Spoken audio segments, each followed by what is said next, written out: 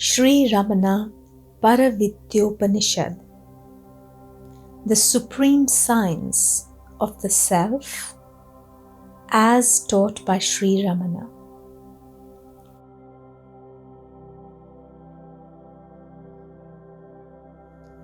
The world appearance being the obstacle to right awareness of the self, and the mind being the cause of the world appearance.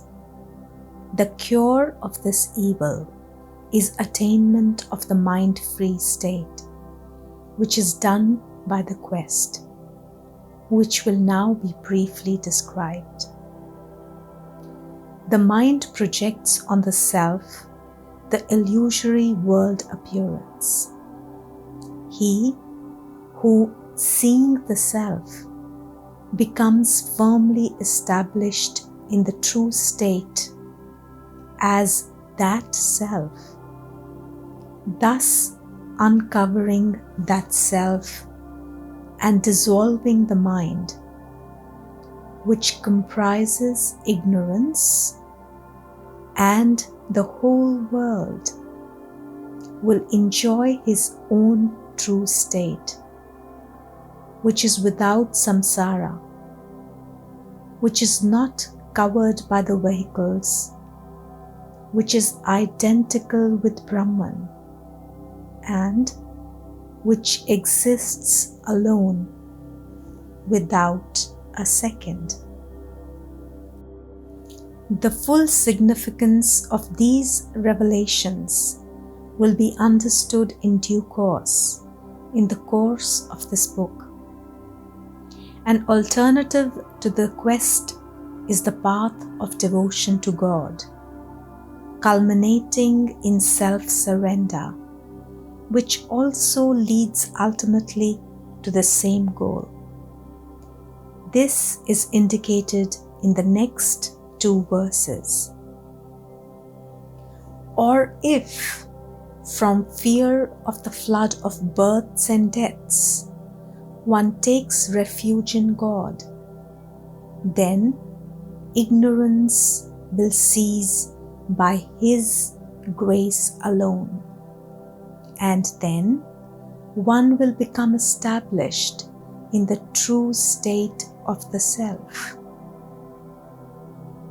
This self-surrender is the final stage of the practice of devotion, which is dealt with in the next verse. The wise call by the name self-surrender the offering of oneself to God through devotion. Hence, the seeker of deliverance must practice devotion to God, which is described as ninefold, consisting of listening and the rest.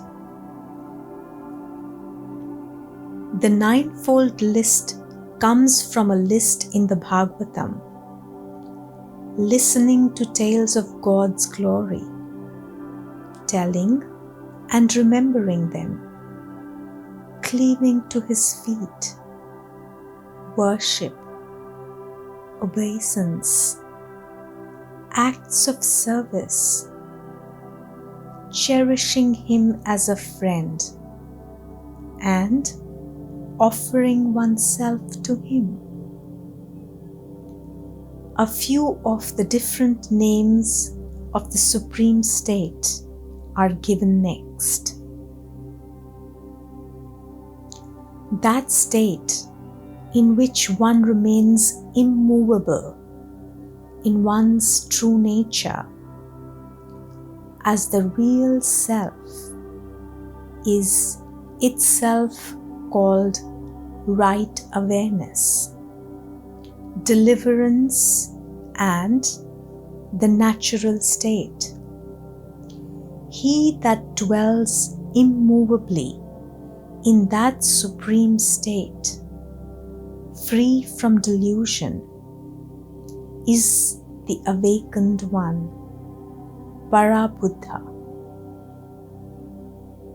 The significance of the last mentioned term will appear when we come to study the contrast between the three states of life in bondage with the so-called fourth state, which is beyond. The natural state is so called because it transcends the three states, namely waking, dream, and deep sleep. The term Prabuddha is the same as the term Buddha, which means a sage. The physical body may and often does survive the attainment of the supreme state. How this can be is explained next.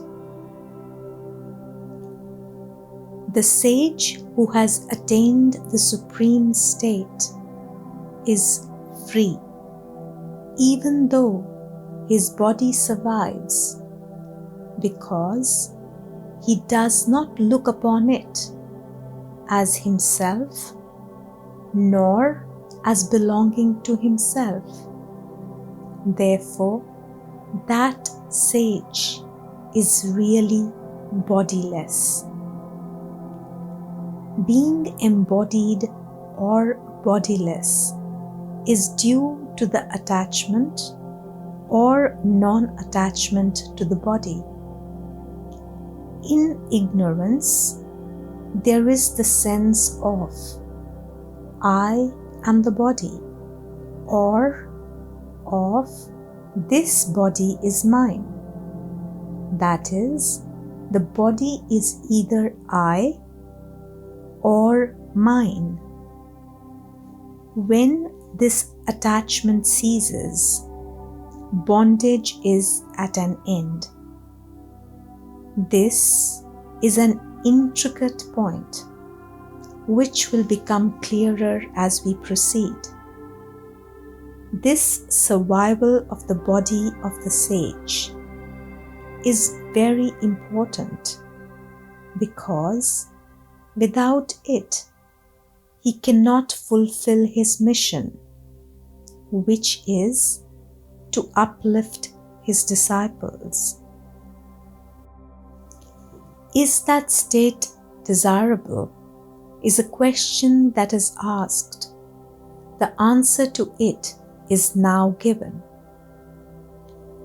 The mind-free state, stated above, is itself complete and endless happiness, since it is the mind itself that covers up or overpowers the natural happiness of the real self and unfolds suffering for every creature. The desire for happiness, says Bhagavan, is natural, but it is not to be had in its perfection in the world, where the mind is dominant, but only in the mind-free state. It should be noted that happiness, which is natural to the real self, is not to be confounded with pleasure, which belongs to the world order, along with its opposite, suffering. True happiness is just peace. The qualifications of the aspirant for the supreme state are next stated. The lover of deliverance, who is straightforward, pure, truthful, unassuming, valiant, profoundly devoted to the Guru, and endowed with the 6 perfections, namely serenity of mind and the rest, will attain that supreme state without delay. The unqualified one will be hindered in his efforts to attain that state by the defects of character that are the opposites of those specified here. The qualified one will succeed in reaching that state soon and with great ease. Defects arise from the ego, while the qualifications arise by the weakness of the ego. The term valiant used in the previous verse is explained next. The valor enjoined here is just the concentration of the mind that the aspirant, sadhaka, achieves by restraining its vagaries in the pursuit of the quest of the self, since no other valor is needed here. The word dhira in Sanskrit consists of the two letters dhi and ra. The former means the series of thoughts that arise and pass through the mind. The latter is taken as a symbol for raksha, rakshanam, meaning control.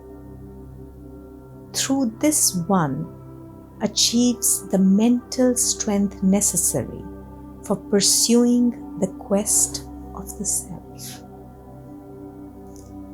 Devotion to the Guru is another qualification that needs to be clarified. In the first place, there is the question, what sort of person should be taken as the Guru? This question is first answered. The aspirant to deliverance must resort to a sage as his Guru, that is, one who has awakened from the sleep of ignorance of the self and is therefore free from delusion. How can one who has not awakened from the sleep awaken others who are in the same state? This will be self-evident. Here, there is a pun on the word Parabuddha, which has two meanings. It means a sage, and it also means one who has awakened. Awakening implies a sleep from which one has to awake. Here, the sleep is the ignorance of the self, in which the dream of worldly living goes on. This description of samsara as a dream in the sleep of ignorance occurs in the ancient lore.